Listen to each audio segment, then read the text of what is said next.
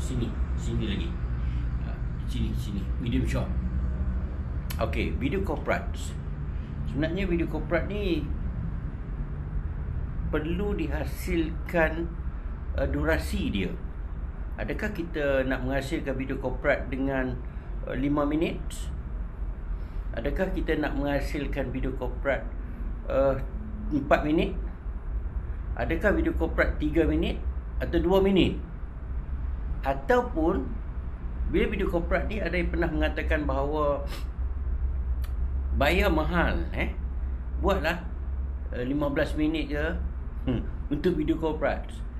Jadi kalau kita buat video corporate tu sampai 15 minit atau 20 minit, itu dah jadi seperti dokumentari tentang jabatan kita.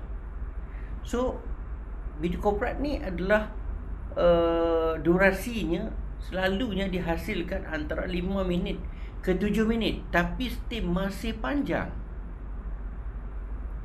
Kalau boleh kita hasilkan video corporate 4 minit, 3 minit, 2 minit untuk satu video corporate, sebab lagi compact, lagi bagus naik durasi video corporate.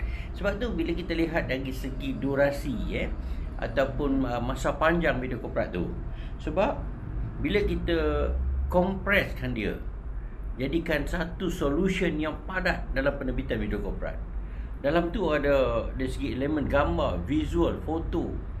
Dalam tu juga ada graphics, dalam tu juga ada voice over, suara latar, dan ada music juga sebenarnya.